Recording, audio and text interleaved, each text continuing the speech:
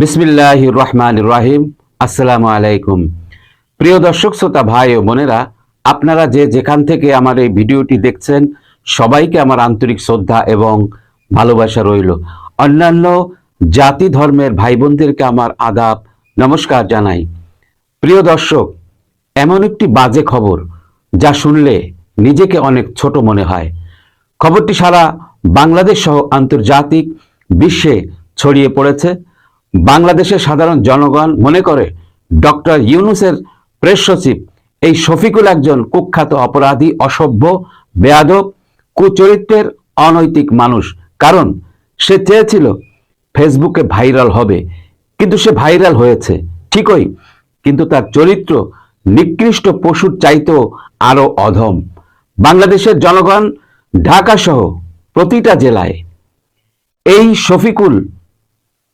অভদ্র শফিকুলের বিরুদ্ধে প্রতিবাদ জানিয়েছে, আন্দোলন করার জন্য রাস্তায় নেমে এসেছে এবং কঠিন আন্দোলনের ডাক দিয়েছে সাধারণ জনগণ, সর্বস্তরের পেশাজীবী মানুষ। এই বেয়াদবকে অবিলম্বে আইনের আওতায় আনা হোক এবং বিষয়টি নিয়ে সাধারণ জনগণের মাঝে ক্ষোভের সৃষ্টি হয়েছে। সাধারণ জনগণ মনে করছে মাননীয় প্রধানমন্ত্রী জননেত্রী শেখ হাসিনা তিনি একজন আন্তর্জাতিক বিশ্বমানের রাষ্ট্র পরিচালক। তাকে নিয়ে যারা ডাস্টবিনের সঙ্গে তুলনা করেছে ওরা কখনো স্বাধীনতা পক্ষের শক্তি, স্বাধীন বাংলার সভ্য জাতি হিসাবে তার মাতা পিতা তাকে সুশিক্ষায় শিক্ষিত করে নাই এবং তাকে নীতি আদর্শের প্রতি বিন্দুমাত্র শ্রদ্ধা ভক্তির বিষয় কিছু শেখায় নাই। কারণ সেই শিক্ষা সে পায়নি। পুঁথিগত লেখাপড়া শিখলেই সে শিক্ষিত জ্ঞানী হয়ে উঠতে পারে না, এটা কখনো বলা যাবে না। তবে তাকে শনির দশা অর্থাৎ শনি গ্রহ তাকে আক্রমণ করেছে। সে যে কাজ করেছে একজন অশিক্ষিত, মূর্খ, বিবেকহীন, জ্ঞানহীন মানুষের চাইতে আরো নিকৃষ্ট চরিত্রের পরিচয় দিয়েছে। তাকে দেখতে মনে হয় একজন সৎ আদর্শবান মানুষের চেহারা মনে হয়। ভাজা মাছের কাঁটা ছাড়িয়ে ঠিকমতো খেতে পারে না, কিন্তু চরিত্রটা বিষাক্ত সাপের দংশনের চাইতে আরো কঠিন বিষ। কারণ সে জানে না শিক্ষিত নামের অথর্ব জ্ঞানহীন মূর্খরা আছে যারা সবসময় মানুষের গীবত বদনাম ছড়াতে তারা ভালোবাসে। তাই সে মানবতার নেত্রী, বিশ্বনেত্রী জননেত্রী শেখ হাসিনার নামে যে অপপ্রচার, তার নামে বদনাম ছড়ানো হচ্ছে এবং তাকে ডাস্টবিনের ময়লা আবর্জনার সঙ্গে তুলনা করা হয়েছে, তাদের বিচার সাধারণ বাংলার জনগণ এই বাংলাদেশে করবে। তবে ওর বোঝা উচিত ছিল আমি একজন বিশ্বের নামকরা একজন নোবেল বিজয়ী, তার প্রেস সচিব হিসাবে আমি দায়িত্ব পেয়েছি।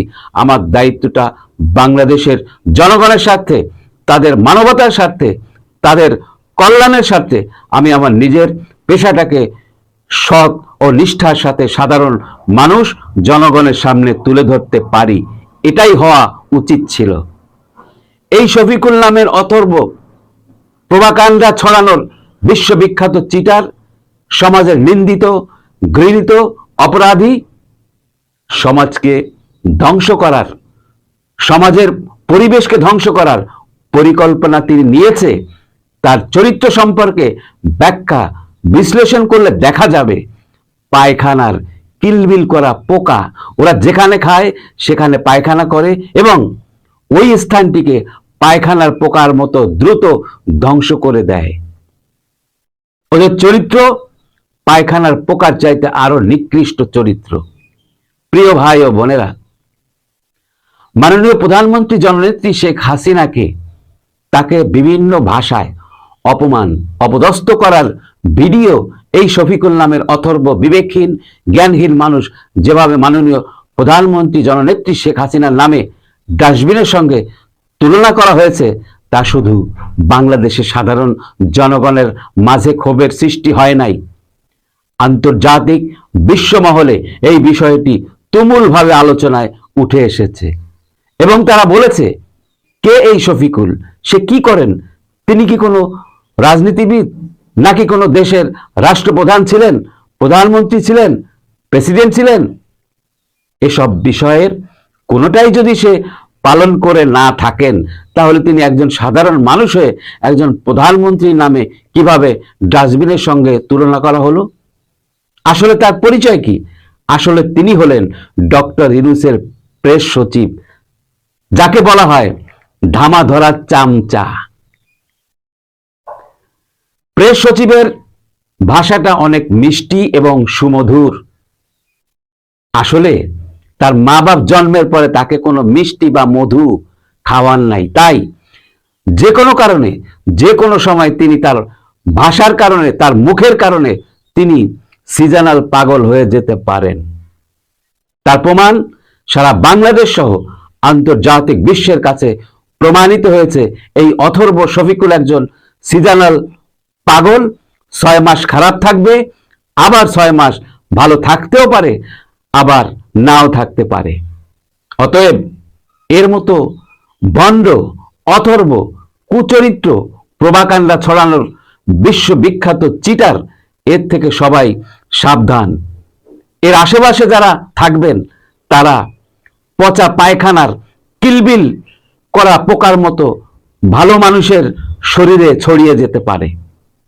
অতএব এদের থেকে দূরে থাকা স্বাস্থ্যের জন্য উপকারী, এবং মন মানসিকতা ভালো রাখতে হলে এদের থেকে কমপক্ষে 5 মাইল দূরে থাকুন এবং দেশকে বাঁচান, দেশের সভ্য সমাজকে বাঁচান, বাংলাদেশের সভ্য জাতিকে বাঁচান, এবং আপনিও ভালো থাকুন।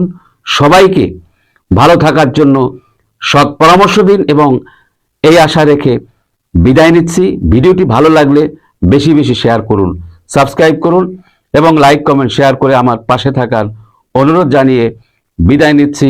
আল্লাহ হাফেজ। আসসালামু আলাইকুম।